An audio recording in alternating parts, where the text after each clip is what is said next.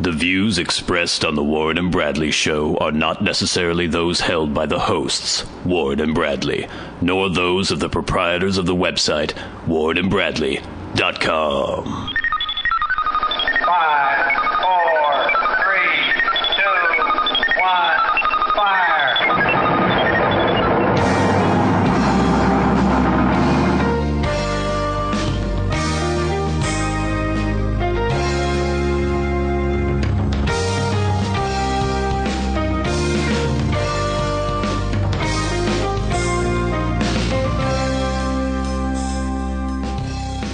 Let's make some magic. It is magic time. Hello, and welcome once again to the Warren and Bradley Show. I am one of your hosts, Bradley Victor. I'm the other host, Warren Van. It is December 29th as we're recording the show. Had a Christmas week going on. How was your Christmas, Warren? Oh, it was fine. I did get some socks. Oh. I got some underwear. Ooh. Yeah, so it worked out good for me. That's good. Yeah. I got a horrible flu for Christmas. Oh, that's nice. It was fucking horrible. I had 2 days off. I'm like, I'm going to enjoy myself, have a little turkey at my mom's house. Christmas Eve, went to my dad's for Christmas Eve dinner. Got the whole divorced parent thing, so I have to do the two holidays. I do that too. These modern times we live in. Yeah. And went over there, and they always have this kind of buffet style, all these like finger foods, and you just people are just coughing all over that stuff, left and right. Well, there was a thing of cocktail shrimp and the cocktail sauce. Yeah. And I love shrimp. Yeah. And so I was just like gorging myself on these shrimp. And then, I don't know, we got done about 8 o'clock. I went home. And by the time I got home, I was like rolling around in my bed. My stomach was all bloated and distended, and I was like, oh my, coughing up stomach acid and just like feeling horrible and getting all shaky and sweaty. Well, I saw a post on Facebook about you having food poisoning. Well, I was convinced that's what it was initially because, you know, I felt fine, ate all this shrimp, and then I was rolling around in my bed at home dying. And finally, by about 10 o'clock, as I had to lay on my back because I couldn't put any pressure on my stomach because it was in such pain. And then suddenly I was like, ugh, and ran into the bathroom and was the most violently ill I think I've ever been in my entire life. Really? I was trying to remember the last time I'd thrown up from being sick, and it's been a long, long time. But even then, if I've had a stomach flu or something like that, you know, you're like, and you throw up and you feel better afterwards, and you're like, okay, that wasn't too bad. This time, I ran into the bathroom, barely made it to the toilet in time, and threw up with such violence that it was like splashing back into the toilet and like getting all over my face. Really? I was just like, just this projectile vomiting. And it was the kind of thing where I would heave a few times, like, then I would stop for a second and like catch my breath and just like, oh God. Oh my God. And then again, like, vomiting and vomiting and vomiting. It was ridiculous. That sounds like food poisoning. It seemed like it. And then pretty much all night long, I would crawl into my bed and I was all like sweaty and shaky. And then I'd get up again and vomit some more. And then, I don't know, I think I finally got to bed at about 5 a.m. Christmas morning. And then I was supposed to go over to my mom's for scones in the morning. Yeah. And I was like, oh God. And so I managed to crawl over there late and was just sitting there trying to keep myself from throwing up. Did you have any scones? No, I did not have any scones. I had a piece of toast. And then all my siblings and I all had tickets to go to Django Unchained because it was opening on Christmas. And I was like, God damn it, because I couldn't get a refund because I'd gotten my ticket through Fandango. So I'm like, all right, we'll go see the movie. Mm-hmm. And I couldn't tell you if it was any good because the whole time I was just fighting back the urge to vomit. And I had this horrible pounding headache. And it was just like rocking back and forth in my chair. Huh. It was miserable. Flu then, huh? If it lasts for that long. Maybe. I don't know. And then I got home and I was supposed to go to my mom's for Christmas dinner and I just couldn't go. And basically, so the only thing I had to eat of all the bounty that you would normally have during Christmas was a piece of toast. And I didn't eat another meal until I think the day after Christmas. I finally had, I think, a burrito on that evening. Burrito. The traditional day after Christmas burrito. That's what the Catholics would do. Yeah. So it was fun. And I've basically been sick the whole rest of the week, and I'm sort of feeling better today. I haven't vomited anything recently, and I'm actually eating meals again, so... these are all steps in the right direction. Yeah, so it's been fun. Happy fucking Christmas. I didn't have anything that great happen to me.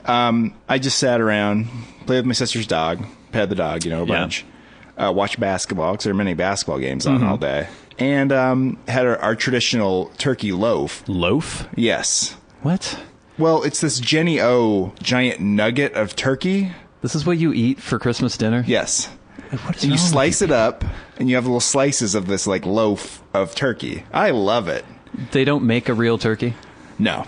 We could, but that's what we want. My siblings and I have grown accustomed to this loaf. Well, I know, I don't know if I think I've talked about this before on the show. When I would go to your house for dinner as a kid, you guys would always have beefaroni or like it wasn't always the best. Strange canned things, or like I remember crushed up saltines at one point on something. I don't know. I don't even know what the meal was. And because my mom has always been a really good cook and like a very traditional cook.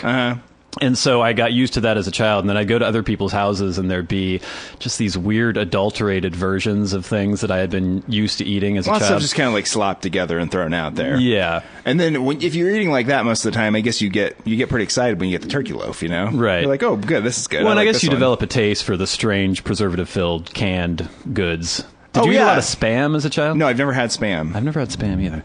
I know. I always think it would be a good thing to try. Yeah, I don't know why I have never tried it. It's not. I don't think it's very expensive. I probably could pick some up. No. It's just very popular in Hawaii for some reason. Yes, if you go to Hawaii, you can buy Spam at McDonald's. Different Spam breakfasts, I know.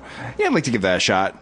Nobody, like my brother-in-law, he's like asking me, he's like, what are we having for Christmas dinner? I'm like, oh, we're having the turkey loaf. I was very excited. He goes, he wasn't happy about it. You know what I mean? Well, of course not. Because he got the turkey loaf much later in life. He's like, what is this? And we're sitting around eating this. If you're used to a fucking roasted turkey shoved with stuffing shoved up its ass, like white meat and dark meat and gravy and all the good shit, you don't somebody want just throws a loaf in front of you. No, but we love the loaf in my family. It's just it's what you get used to. It sounds so white trash, but your family wasn't white trash. We weren't rich or anything, so we got loaves. Well, neither were we. The other thing I really like is like cranberry sauce out of the can, of course. I actually prefer that to real cranberries. Well, that's the same thing, right? Yeah. And then people that have grown up in maybe more hoity-toity situations, they'll be like, look at it with the stain, just like, what are you doing? You can't eat this. This is disgusting. And I'm like, no, this is great. Give me a loaf of turkey, and I'll put some of this canned cranberry sauce on top of it, and I'll be really happy. I'm imagining the loaf of turkey looking like a loaf of bread that even has a little split down the middle. Well, no, it doesn't.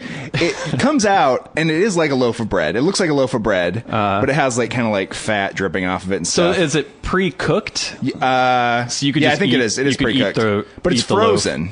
Yeah. So you take it and it's in this little loaf pan. You just put it in the oven for a couple hours. You got yourself a loaf. That is the saddest thing I've ever heard. I think there's a dark meat and a light meat version of the loaf. But the loaf is actually harder to get nowadays. I used to just make the loaf for myself occasionally. Yeah. And I would go to our local grocery stores. Not available a lot of them anymore. I think people are phasing out the loaves. Well, it would make Christmas dinner a lot easier if you just unwrap a loaf and put it in the oven. Yeah. Because my mom is for hours, shoving her hand a simpler up the turkey's thing, right? ass and doing all this crap. Yeah, it's just throw the loaf in the oven and you pull out the loaf and slice it up and you're good to go. Wow. So last week you teased us, telling us that the Victorian Dandies were in the final game, the championship game of your Fairy Tale Football League. Yes. What happened? Well, as I left the recording studio here and was walking home, I checked the status of my team. It looked very good. I know I mentioned last week that the only thing that was going to be left in the evening was Marshawn Lynch playing for my opponent. Right, beast mode. So I was ahead by 32 points. Ooh. So it was just quite a deficit for him to overcome. So I felt this joy. It was one of the happiest moments of my life, actually. That's pretty sad. Yeah, I know. I thought about that as I was walking along. I was like, this is odd, but it was very, very satisfying. I was very pleased, very excited about it. And then I went home and I thought I'd relax and watch the Sunday Night Football game. Unfortunately, Beast Mode Marshawn Lynch went on some sort of unprecedented thing where he scored 2 touchdowns very quickly in the first quarter. The Seahawks kicked the shit out of San Francisco and last week, by the way. I started losing my mind, turned off the game, and did not watch it. And then just waited until the end and checked, and I had just barely won. So I snuck in, but I am the champion. The Victorian Dandies are champions.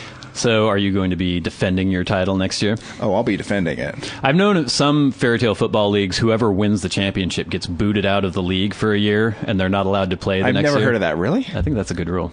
That's a bizarre rule. It's hilarious to me. To kick out the champion? Yeah, because everyone's, fuck you. Yeah, I think that's amusing. So how much money did you rake in? I think I get something like $200. Ooh. I don't really remember. Wow. But it's better than nothing. I could see how that would make sports. I mean, because I don't pay any attention to sports at all. And I might if I were in a football league, but then at the same time, since I know nothing about it, I doubt I would win ever.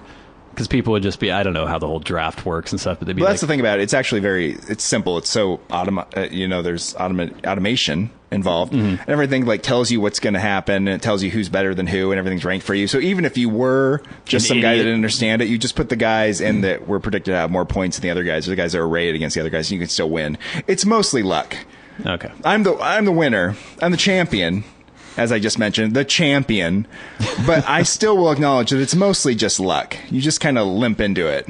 Well, don't steal from your victory, Warren. You are the champion. I'm being very modest, though. You know what I mean? You are. Well, that's what you should say. Yeah, no, I'm being very modest in victory. I'm not like, shouting from the mountaintop that I'm the greatest fantasy football player ever, even though it's possible. I mean, if I keep winning, I might be the greatest. Well, you're a true gentleman. Thank you.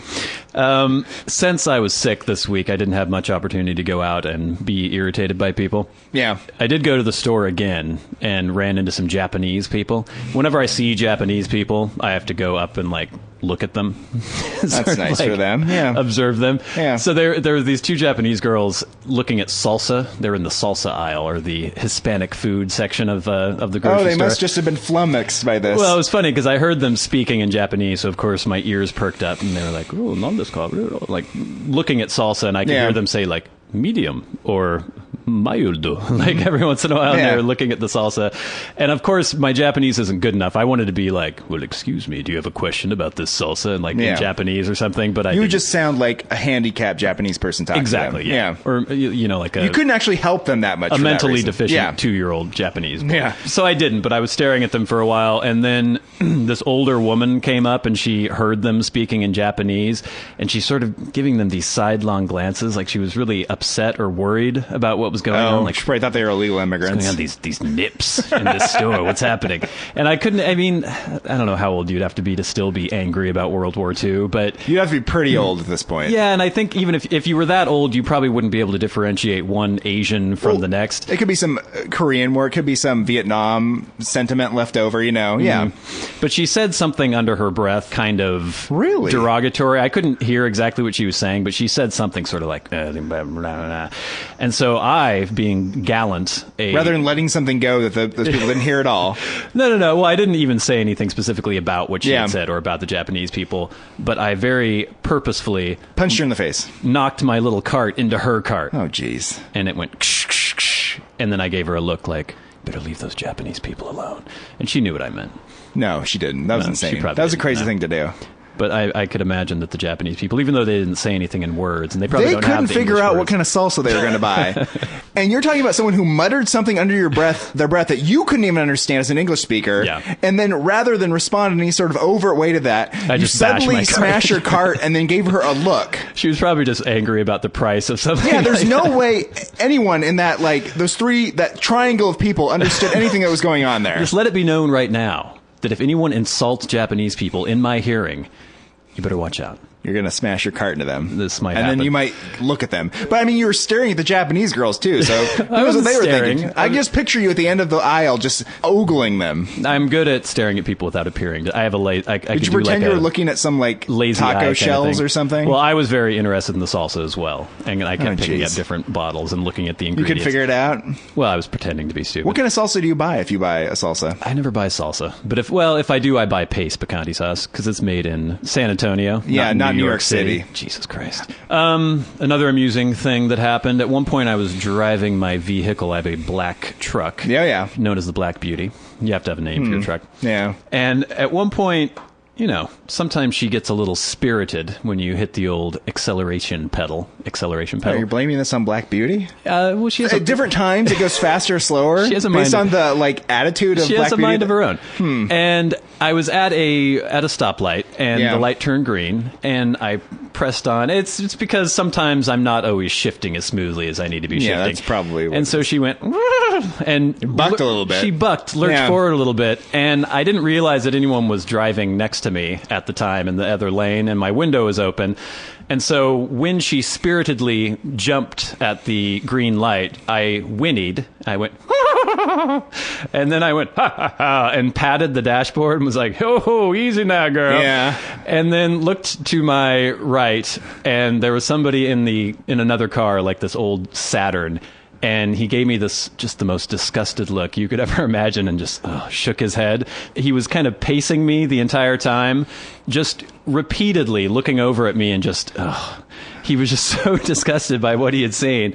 And he went and he was talking to his passenger, and then his passenger was looking over at me, and they're both just shaking their head and so disappointed in my behavior. We're all a little edgy about the mentally ill right now. Well, and so the way to diffuse the situation, I just put the biggest shit-eating grin on my face that I could, and then opened my eyes as wide as humanly possible and stared at them for a while, and then they drove away.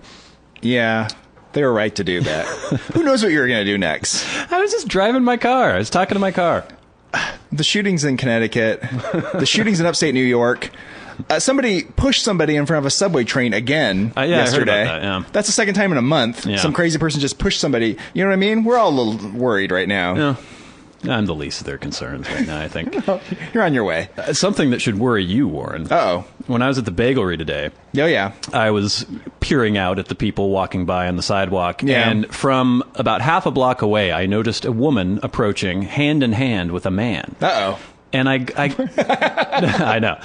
And I did a double take because I was like, that's Warren's girlfriend. Yeah. This is from like half a block away, so it's possible, okay, I could be mistaken. Yeah. She approached closer, closer, closer. She had the same walk. She had the same clothing. Those of you who don't know Warren's girlfriend, this will mean nothing. But Warren knows her. So I do know her. So he's shocked and appalled right now. It was her. I could have sworn up and down that it was her.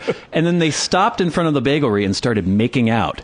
And I went, oh! That's odd, isn't it? Yes. That's just odd behavior in general. Well, I think they were departing at that point. Oh, they're like separating. Yeah.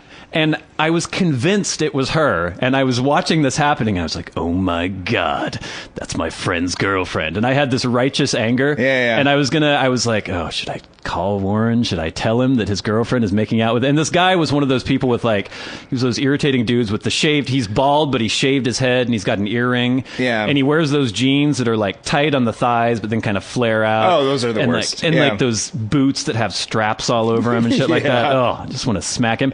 It's like, oh, look at this douchebag making out with Warren's girlfriend. And I was convinced it was her. She looked so much like her. And then finally, when she actually walked into the bagelry and I went, and stared at her, then I finally realized it wasn't her. Well, speaking of the descent into mental illness, if you had actually texted me at some point about this and I was sitting there with my girlfriend watching basketball, she would have probably gave me a look like, there you go. You know what I mean? Why, is she constantly telling you to stop hanging around with... No, she's just, like most listeners, I think, she maybe a little bit concerned about your health with seeing cans of soda moving and stuff like that. Talking to the truck. I will say that I know there is someone that looks like me. I've seen a you. Yeah, there's a guy that looks like me roaming around town that people have had conversations with, and the person has been confused about why they were calling them Warren, and then they've walked away. I have never seen this guy, but apparently he's out and about. So it's weird, recognition depends on so many other things other than just looks. There's the way people carry themselves. There's certain friends who I can see from 2 blocks away, and I can see their back and just the way they're standing. I'm like, okay, this is my friend. And I was, not to sound insulting, but your girlfriend has a certain unique walk that she does. It's uniquely hers. It's a heavy tread. She treads. She steps very hard. She does. She's like an aggressive walker. Yes. Yeah. And she had that. She had the same skirt. Your girlfriend wears skirts a lot. Yeah. It was ridiculous. I like your girlfriend needs to find this person, and they have to fight to the death at some point. I'd like to match this girl up with my doppelganger that's out there and maybe get them together. Yeah. Oh, this is another great screenplay. No one steal this idea. I'm saying it to Hollywood. We've got a lot of good ideas going on here.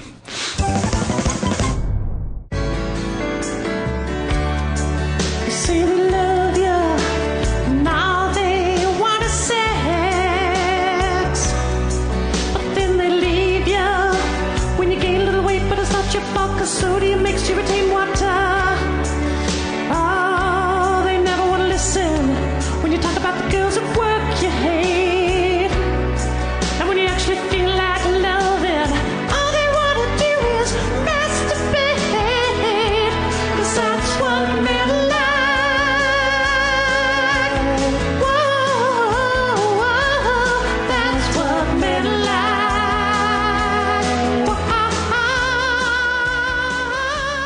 That's right, it's everybody's favorite new feature, That's What Men Are Like. This week, we have an interesting story coming out of Iowa.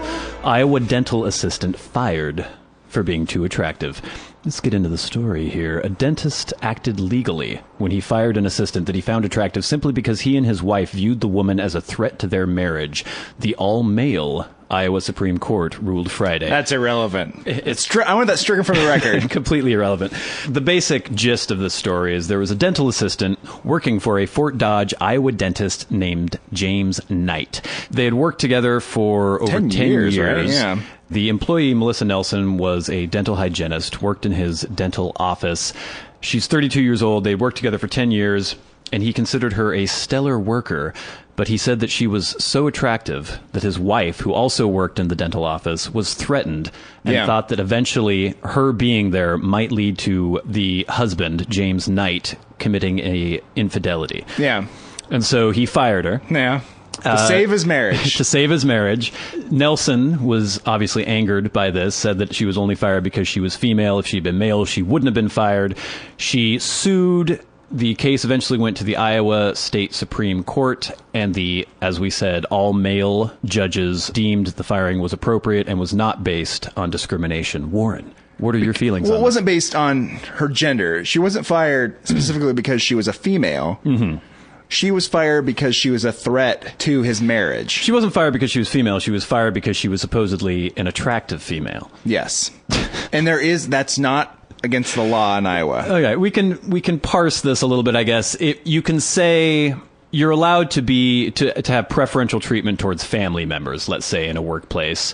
Okay. And so I guess you could say that he was, in order to keep his wife happy, who was also an employee of the dental office, that he fired this employee who annoyed his wife. Basically, this is just complete misogynism. Well, on the part of the dentist firing this woman. This is the sort of nuanced view that I take of this. Yeah. She shouldn't have been fired, obviously. No. If her work performance was acceptable, yes.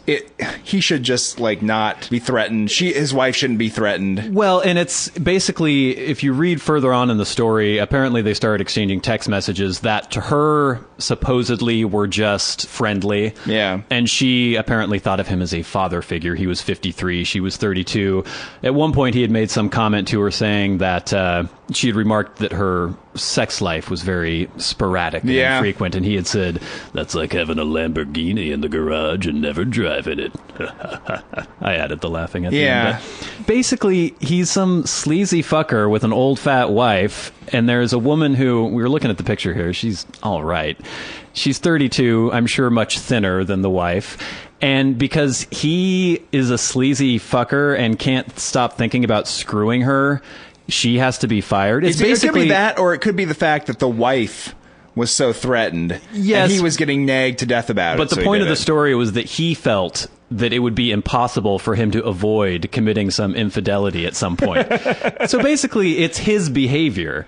It had nothing to do with her. She was just working in the office with this weird old man, and oh, he's such a nice, friendly old man. I think of him as a father. Well, meanwhile, he's like, I'm going to ram it up her so hard. And his wife is, well, that's what he's This is Iowa. Come on.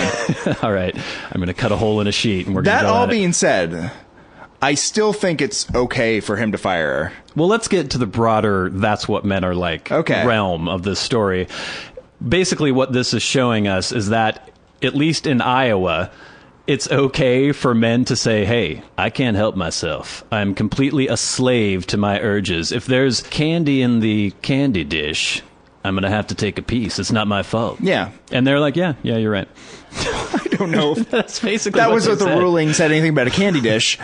But well, the candy dish wasn't explicitly mentioned, but it was implied. But can you see it from his perspective in a certain way? He wants to remain faithful to his wife of many years. Mm-hmm. This woman being around is causing, him anguish, his wife anguish, But this is, maybe he perceived this as the move that was like the loyal move to his wife and family. This is the move that he needed to do rather than, so he wasn't tempted anymore. Right. Well, okay. Let's say you're a 53-year-old dentist and your 53-year-old wife is working with you in the dentist's office, and you hire some 21-year-old amazing hot dental hygienist right out of college, and she is flirting with you incessantly. and she's wearing low-cut dental assistant. Oh, sexy dental uniforms. assistant, and they're like, that's a Halloween outfit. You should wear that to work, but she's doing it anyways. And she's making comments. She's giving you the look every once in a while. Giving you the look. She's getting the water pick out, and she's like, no, she's like has like a white T-shirt on. She's like spraying on herself accidentally. Like, oh no, I got it all over my breath. Wipe me down. You're like, all right. That's one thing. Yeah, you could be like, okay, this is inappropriate. You're making me uncomfortable. You're making my wife uncomfortable with your rampant sexuality.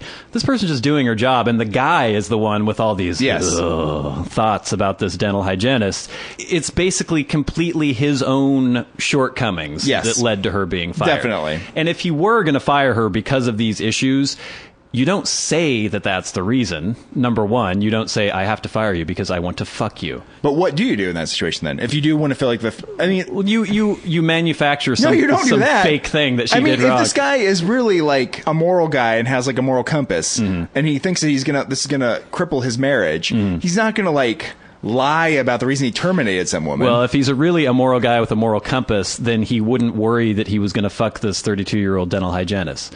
He would say, well, I'm faithful to my wife, and it's fine. Well, he just felt like it was a temptation that was a threat to him. I feel like I would be able to handle the situation better, and I'd be like, oh, there's an attractive dental hygienist in my office. It's not like destroying me, you know what I mean? I can handle myself around it. But apparently he felt like he couldn't do it. Yeah. So I guess the conclusion we have to come to here is completely swayed by their own disgusting sexual urges, unable to avoid temptation. Well, and that's what men are like. Well, yeah, okay, kind of, yeah, sure. Yeah. I mean, he did like avoid his temptation by firing her. Yeah. That's what men are like.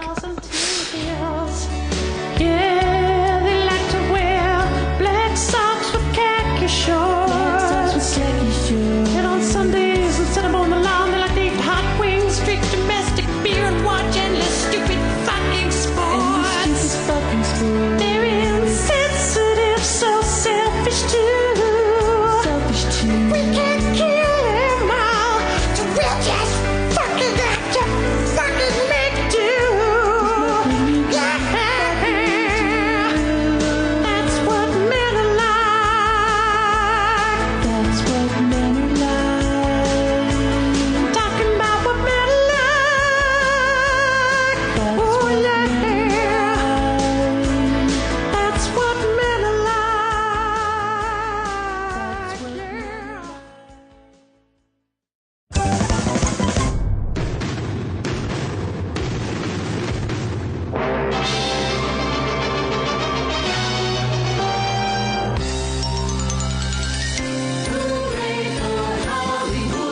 Celebrity Minute on the Warren and Bradley Show.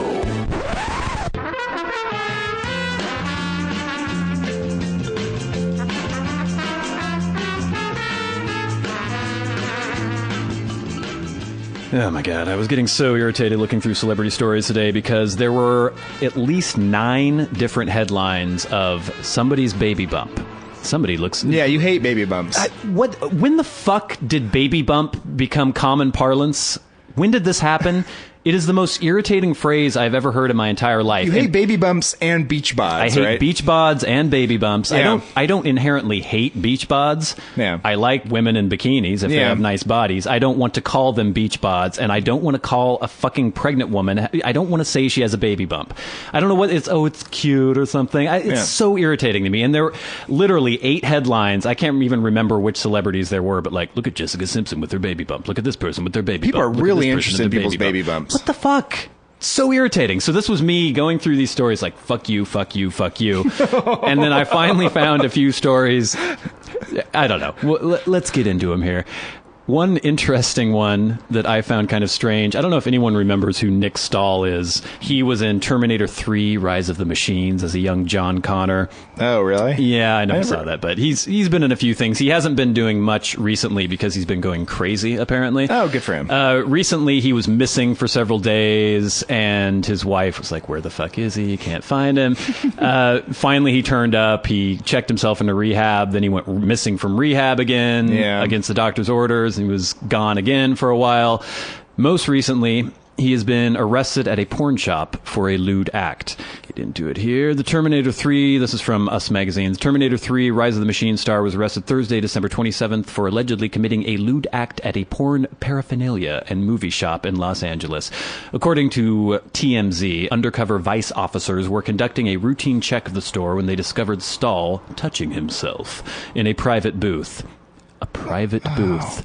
Law enforcement. Why are they doing that? Okay, this is the same fucking thing with Fred Willard in the porn theater, jacking himself off. This is a porn store that has private booths for viewing pornography. Yes. The idea being that you go in there and jack off. Again, it's a lewd act, I would think, if you're doing it in front of a school. Yes. Or like a nunnery. Yes. Lewd act. If you're going to a place where that goes on all the time and you're expecting to be around that in a private booth. Again, don't cops have anything better to do than hang out at the porn store and see if dudes are jerking off? I'm more worried about these cops. I don't know if they're like volunteering for this assignment or what. Yeah, it's a weird thing to be interested in because there are many crimes going on all the time. And there's lots of things that they could be enforcing. Worrying about someone jerking off in a private booth at a porn store? Yeah. You go ahead. Please do that. Maybe if it were a Barnes & Noble, if it was a hot dog on a stick, you know? If it was the middle of the mall food court. Yeah. You know what I mean? Again, his representatives are saying that it was a misunderstanding. Yeah, whatever. I'm sure he was jerking off because he was in there watching porn. But it's also like, who cares? Again, though, I mean, as ridiculous as it is that he's arrested for something like this, if you're somebody who has any sort of celebrity, why do you go to a porn store and jerk off? There is the internet. You can sit in the privacy of your own home and jerk off. I guess there's some component of it's some weird, dirty thing to do or something. Yeah, well, I don't know. This is what I've heard. You know, I mean, just like with gay people still meeting at like rest stops and stuff like that, which apparently still goes on. The foot tap, especially under the with stall like and things like that. Senior circuit. Oh yeah. Of closeted gay men. Yeah. Who are like, oh, that's what we were doing for years. Yeah. And it's like, well, you don't really have to do that anymore. You know what I mean? No, not so much. I mean, it's a much more tolerant society. There's the Grindr app on your iPhone. There's a lot of different things you can do, but that's still, you know what I mean? Because that's like, I think it was a formative things for people. Yeah, and this may have been a formative and important like place for him in his sexuality. Maybe. You know what I mean? That's where he went when he was like a young man for and sexual gratification. If you're going to do things like that, it is the whole process and where you're doing it, and that's what makes it titillating and exciting. Or something. But his wife, Rose Murphy, told Entertainment News that he wants to be well. He's a good man, and we want him home. So it's weird because I thought the story was going to be much darker. Because you're like, he disappeared for a while. He left rehab, and I'm like, what did he do? What did he do? Oh, he was masturbating in a porn store. Well, it's just a series of interesting events, I guess. It's a series of interesting events that should have it seemed like they would escalate rather than just be like, it's not a big deal. Anjelica Huston named PETA Person of the Year. Anjelica Huston has been crowned People for the Ethical Treatment of Animals Person of the Year for campaigning to keep chimpanzees out of TV commercials. So it's her fucking fault. That's why we don't have any more chimps in TV commercials. What's wrong with having chimps in TV commercials? Well, thanks to the Witches star's volunteerism and work as a narrator of a hard-hitting video expose about how great apes suffer in the entertainment industry, the top 10 advertising agencies in the U.S. have adopted policies to stop using chimps. PETA spokesperson says the actor sent her video to agency chiefs across the country showing them exactly how great apes are torn away from their mothers shortly after birth and frequently beaten during training to perform in ads for companies such as Dodge, Eurocar, Pfizer, Samsung, and Travelers Insurance. Pfizer? Yeah. Yeah, that's odd. Houston also spoke out against New York's controversial horse-drawn carriage industry, and campaigned against the use of just fur. Like handsome cabs? I guess not. Is that an abuse of a horse? Isn't that what they're for? Yeah, I think that's the only reason they exist. Well, you know, PETA doesn't want animals doing anything ever. They don't want dogs herding sheep, you know? Yeah. Even though these dogs have been bred for herding sheep and they want to herd sheep, that gives them a purpose in life. Yeah. Animals can never be subjected to slavery for the benefit of mankind, according to PETA. The chimps in commercials, I mean, when I was a little kid, I remember seeing things on like TNT or TBS or whatever where they had Lancelot Link, the chimp spy. You remember those? What? They're hilarious. He was dressed up in little suits and had sunglasses and guns. This is a TV show? Yeah, and there was the chick chimp. They'd be like, Lancelot Link. And their lips would move and he would go, ha, ha, ha, and run around and fight crime. I have no recollection of the city, but it sounds wonderful. It was exciting. Yeah. So I was always a fan of that as a child. I guess there's better things for chimps to be doing than to be dancing for our amusement. Just running around the jungle or wherever they do. Yeah, they'd probably prefer that. The weird thing about PETA is that they always take that next step, right? Because they could get everyone on their side if they're like, beating dogs is bad. People are like, yeah, beating dogs is bad. Yeah. But it's like the fact that you like have a dog in your house on a leash is bad. And you're like, whoa, well, you know. I love animals, and I'm someone who does not want animals to be abused. I don't want animals to be mistreated, but I can't get behind PETA because they don't want me to wear leather. You know, like they don't want me to eat meat. They don't want us to do anything with animals ever. Yeah. So shut the fuck up. Yeah, we like animals. We also think they're delicious sometimes. They are delicious, and we like to wear their skins. Okay, here's a weird story. This is from Us Magazine. Kevin Federline's brother Christopher. I am the true father of Britney Spears' son, Sean Preston. No. Britney Spears isn't quite feeling the family love this time of year. The X Factor judge who filed for divorce from ex-Kevin Federline back in 2006 is now being called a maniac by her former brother-in-law, Christopher. According to Radar Online, Christopher filed court papers seeking a restraining order against Britney, claiming that his brother's ex had, among other things, stolen his credit card, made fun of his manhood, and threatened to go public with the fact that he is the real father of her oldest son, Sean Preston. Wait a second. He's worried about her ruining his reputation? Yes. That's absurd. The funny thing is that he was getting a restraining order against her to prevent her from telling people that he was the father of her baby. And now he is going out and telling all these media outlets that he was getting a restraining order against her to prevent her from saying that he was the father of her baby. Obviously, he wants people to know that he's the father of her baby. But according to the papers that he filed, he said that Spears pocketed his Capital One credit card after finding it on Federline's coffee table while swinging by to pick up Sean Preston. Those Vikings aren't going to be happy about that. Spears, 31, then allegedly used his credit card to buy $4,569 worth of Archie and Betty Boop comics, as well as issues of Mad Magazine. What? When he reached out to Spears to dispute the charges, she, quote, laughed at me and told me my brother Kevin ruined her life. She told me I have a small penis. And then she also blackmailed me and told me if I tell the police that she stole my car, that she would tell the world I'm the true father of Sean Preston, not Kevin. That's all insane. Everything in that story is crazy, right? Do you believe what he said? Do I believe he's the father? Do you believe Britney Spears was going out and buying Archie comics with Kevin Federline's brother's credit card? It's a very specific figure, though. $4,569. That accusation with the money and with the actual... who would make that up? Do you think he went home to his girlfriend or something and she saw the credit card statement and was like, what the fuck? $4,569 worth of Archie and Betty Boop comics? He's like, let me think fast. Britney Spears stole my card. She's going to tell everyone that I'm the father of her baby. Well, maybe he had to play it off because he doesn't want his girlfriend to know that he did father the baby with Britney Spears. Maybe, but now he's telling everyone that he did. And we don't know that he did. Apparently they did supposedly have sex. Maybe that's why she knows he has a tiny penis. Okay. A little science talk here. Okay. If you do paternity test on the baby, because the two Federlines, obviously they share a lot of genetic material, can you determine if the baby belongs to one Federline or not? I don't know. I know that you can tell someone's related to you by blood. And obviously, two brothers, I would assume that you would be able to. There'd be some sort of markers. I'm not sure. Maybe if we have any geneticists in the audience, they could write in. Because those two brothers are made of the same genetic stuff. Yeah. Yeah. I don't know. Yeah. Any geneticists, please write in. We'd like to know. So maybe he knows. Maybe he's intelligent enough to realize that this could never be disproved or something. Who knows? Then why would he want to? I don't know. It just doesn't make any sense. It's just really strange. It's like everyone knows that my brother is an asshole. Let me get a little bit of that asshole spotlight. And getting the small penis out there in the media too. Yeah. Yeah. Isn't that weird? That's the weird thing about the story, right? Yeah. Because he looks like an idiot in the story, so... He does. But there's a story. Yeah, that's all that matters. That's right. As long as you're in the news, you're happy. To end Celebrity Minute for this week, I just thought this was an interesting article. There was a anonymous article written by a exec, I'm assuming a Hollywood executive, or maybe it was a news executive, I'm not sure, wrote the story for The Hollywood Reporter where he bitches about the pervasiveness of Twitter and tweeting. Yeah. And I'm sort of on board with this. I'll just read some of this article here.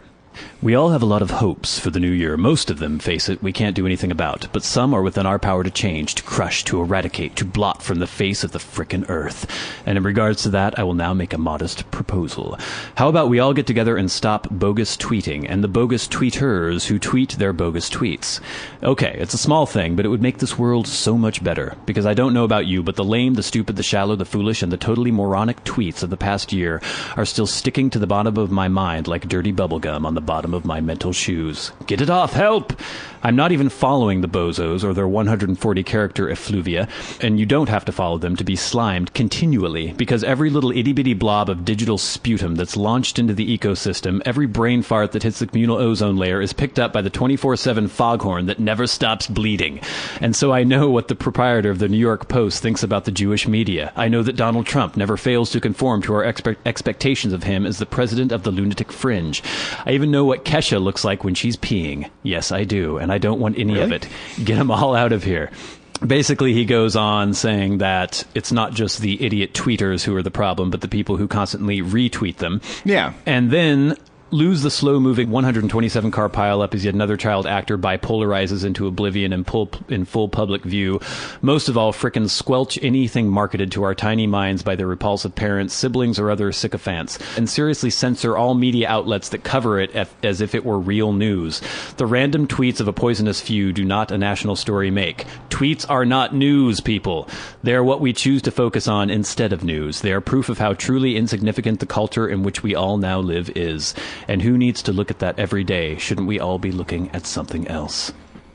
This guy should probably stop just looking at Twitter, I guess. He seems a little annoyed. Yeah, but I wonder if he's been slandered on Twitter, possibly. I do get his point, though, where even if you don't follow any of these vacuous celebrities, you are constantly barraged from news outlets talking about tweets that celebrities have posted. Well, but I mean, that's what's in demand. That's what people want to hear. It's annoying. It's very annoying. But I know that during some recent news events, people have seen tweets and started reporting tweets. Oh, yeah, and then been completely wrong because people, well, I know people have just been screwing with the media, too, just like tweeting things that they're making up, and then people like start reporting it. Remember when, well, I don't know if this ever happened, but supposedly when news outlets would have to fact check, they would have to corroborate stories and make sure that what they were saying was true before reporting something. But now people are afraid of like getting behind the story. Well, it's because 24-hour news cycle and instant news because everything's online, and so you just have to go blah and shove something out there, hope to God that it's true, and if it's not true, they don't really even care. I know during Hurricane Sandy, some blogger I think worked on Wall Street or a tweeter who worked on Wall Street was tweeting about how like the floor of the stock exchange was like flooded and stuff, and that was getting like reported in the news, and he was just doing it because he thought it was funny because it's like I'm just writing random things on my Twitter account and you're like reporting it as news. Yeah, you should just like not report things unless you actually know what's going on. You shouldn't just regurgitate people's tweets. Unless they're extremely credible people. Unless they're from the Warren and Bradley show. Yeah. What are our tweets are mostly just about the content of the show. Yes. Which is pretty accurate, right? Right. And which makes sense, you know? It's not just vacuous minutia from our daily lives. It's like, hey. Well, that's what the show is. Well, so it kind of is. But, you know, yeah. Shut up. And this has been Celebrity Minute on the Warren and Bradley show. Yeah.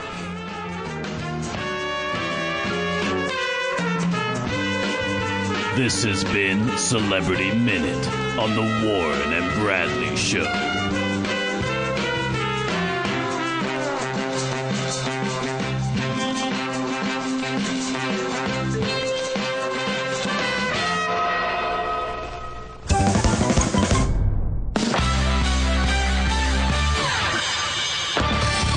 They wander the streets, scavenging for loose change and discarded cigarette butts.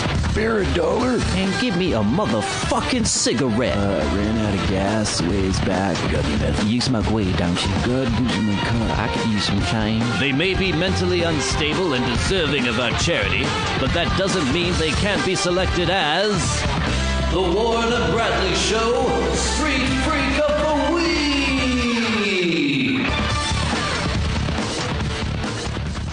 So I'm hesitant to even report this Street Freak of the Week. No. It is a sad, tragic tale, one that I can't help but feel maybe is partially my fault. Because we've shed the spotlight on so many street freaks in Bellingham, I think maybe the street freaks are trying to live up to our notice. They're acting out in ways that maybe they think are hilarious, but I don't think are necessarily something that needs to be seen in public. The other day, I was standing out on the corner. No street freaks in sight. And I was starting to worry that I wasn't going to have a street freak of the week for this week's episode. But then my street freak sense started tingling. I had like a disturbance in the force, and there was something telling me to move down the block. And so, really? Seriously. Well, okay. So I picked up my coffee off the R2D2 where it was resting and moseyed on down the block. And as I approached the corner, I noticed a scuffle was taking place. Uh-oh. Now let me set the stage for you. I saw two struggling bodies standing on the corner, locked in mortal combat, and around them were various other street freaks, some of the best and brightest from former Street Freaks of the Week. We had flamboyantly gay homeless man was there. Oh, yeah, people love him. Pirate homeless man, yes, right? Yeah, the flamboyantly gay pirate homeless man. Gallagher was there, the one who was worshiping his coffee. The twitchy guy who was worried about the video cameras and microphones and all the flower pots. Oh, sure, yeah. They were all standing around cheering on this fight that was taking place. I got closer and saw, locked in combat, the shit on his pants recorder selling homeless man. Oh, no. I'm sure all of our audience members will remember this guy. Yeah. He was the one who had the very nice haircut and the plaid shirt, puffy plaid shirt tucked into his jeans, but then his jeans were covered in his own shit. That's right. He was locked in combat with this guy who I had never seen before, but he had very, very long, like, death metal hair. And I don't know what started the fight. I don't know what brought it about. And I know, in the past there was that horrible series of, like, bum fights where people would go, ha, ha, ha. And, like, they put it on the internet. Well, they'd pay bums to fight each other. Oh, yeah. And then put it on the internet. And it was horrible and awful. I did not ask these people to fight. No. I don't know what caused the fight. It was sort of like a girl fight, where you see girls, like, they're just kind of grabbing each other and, like, wrestling around. They're not punching. They're trying to end it, really. They're just trying to just wrestle around each other. It's not a lot of training involved. No. I don't think they're working out on a heavy bag or anything like that. And I was trying to figure out what was going on. They were yelling things at each other, but I couldn't piece together what had caused the fight. And there were normals kind of like walking around just sort of out of the corner of their eye, didn't want to look, but didn't want to, it's awkward. Who wants to get in the middle of it? Yeah. But I think if it had been like, I don't know, if I had been attacked by just some other normal dude in the street, people might have gotten involved. But since it's homeless people, they're just like, just leave them to their homelessness. And I'm not going to judge people for doing that, because it's like, well, the same thing we said before, like, if I saw you or somebody else, like a normal, as you say, lay in the street desperately looking for help, or just on the side of the road unconscious, I'd be like, oh, can I help you? Can I help you? If I did see one of these people laying on the side of the street unconscious, I would just assume that that's what they were doing, right? You know what I mean? I guess. It's like they're two different things. If his head was cracked open and blood was pouring out, but I mean, if there's just a couple like homeless guys like rolling around the ground, it's like there's no reason for them to be doing that. They probably won't get hurt. What am I going to do to stop that? Yeah. So they were locked in combat. Yeah. And it was basically just them like wrestling around. And the shit on his pants recorder selling homeless guy, he's a big strapping lad. Yeah. And he's probably in his late 20s maybe. Mm-hmm. He kind of looks like the guy, he has that haircut where it's kind of shaved up on the sides and slicked back, sort of like, I don't know, you could imagine him in the 30s or 40s working for the Forest Service or something. Okay, yeah. I don't know if you know what that means. Yeah, I understand what you're saying. Yeah. And they're just struggling around. And finally, the shit on his pants recorder selling homeless guy grabs a big hank of the long-haired homeless man's hair. Yeah. And just yanks it out of his head. Oh, God. Huge tuft of hair. Ugh. And he goes, and grabs the top of his head and stumbles back, and the flamboyantly gay pirate homeless man is like, ha ha ha, starts laughing hysterically. And the shit on his pants recording selling homeless man holds the hank of hair up and gives this look at his defeated opponent. Like, look at this, I've got your hair. And then he very disdainfully just flutters his fingers and lets the hank of hair just fall to the ground. A hank? Is this the word we're using now? That's a word. A hank of hair. A hank of hair? Yeah. Really? Oh, okay. Yeah, look it up. Okay. So he just throws the hair to the ground. Yeah. And that was the end of the fight. And by that time, cops had come. But the cops kind of waited for it to be over, too. Well, yeah, I would, too. Yeah. Because, you know what I mean? It's not like somebody's being mugged or anything. Well, it's just a couple of people that are just, like, rolling around the ground. They're doing those people are doing weird things all day long, right? I know. They're doing completely crazy things. And as long as no one's, like, life looks like it's at risk at that point, you kind of let it play out until it's a little bit easier. You don't want to get in there and start fighting with them. They end up, like, punching the police officer if they get involved, right? That's true. Yeah. And then they have to arrest them, and it turns into this whole ordeal. So it was kind of sad. I didn't want to see this violence out on the street. I like it when the homeless people just do quirky, funny things for our amusement.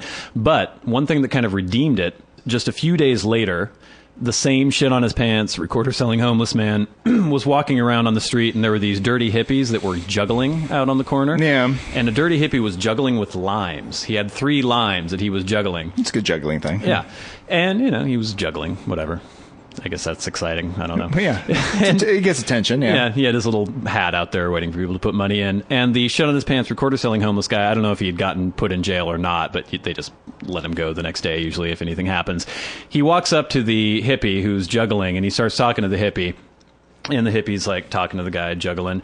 And at one point, the shit on his pants recording-selling homeless guy goes, ha, launches forward with his mouth and grabs one of the limes out of the fucking air. Oh, no. Yes. And goes, ah, and bites down on it, and juice goes all over. And then he goes, ha, ha, ha, ha, and takes the lime out and puts it on the ground. And then the hippie's just like, oh, man, with his 2 limes in his hand. And then the shit on his pants recorder playing homeless man walked away. Isn't that incredibly hard to do? I used to have a dog who, whenever I ate popcorn, she would beg for popcorn. Yeah. And I would throw it in a high arc, and she could always just snatch it out of the air. And I was always very impressed by her ability to do that. And that was just basically what the shit on his pants recorder-selling homeless man I had think done. you could have a bunch of limes here and throw them up in the air for me and see if I could, bite them into my mouth like that. I don't think I could do it. Yeah. You could do it, hundreds of them. I don't think I could do it. It was amazing. It just pa-choom, went out and grabbed the lime. That's really impressive. Yeah, it was exciting. But it is disappointing for the hippie. Well, you need 3 limes to juggle. Dirty hippie. Go to hell. I was just glad that whatever had caused the fight between the long-haired homeless man and the shit on his pants recording-selling homeless man, whatever demons had needed to be exorcised had been exorcised, and then he was just back to doing his delightful homeless things for our amusement. Of course. The cops know that. Everyone was walking by knew that, right? Yeah. They're doing something weird. Well, I was worried for a little bit. It'll pass. As long as he's not, grabbing the hair out of old ladies that are walking on the street, well, I'll be fine. Well, they seem to know to only annoy each other and hippies. Yeah. And as long as that's the case, then everything's We have fine. no problems with them. All is right with the world. Yeah, exactly. So congratulations, shit on his pants recorder-selling hank of hair grabbing. Is this the first repeat winner? I think flamboyantly gay pirate homeless man has won a couple times. He was too. involved in that other time. Yeah. That's right. The second 2-time winner. Congratulations. You've been selected as the Warren and Bradley Show Street Congratulations. Our hats are off to you, Mr. Homeless Man, because you've been selected as the Warren and Bradley Show Street Freak of the Week.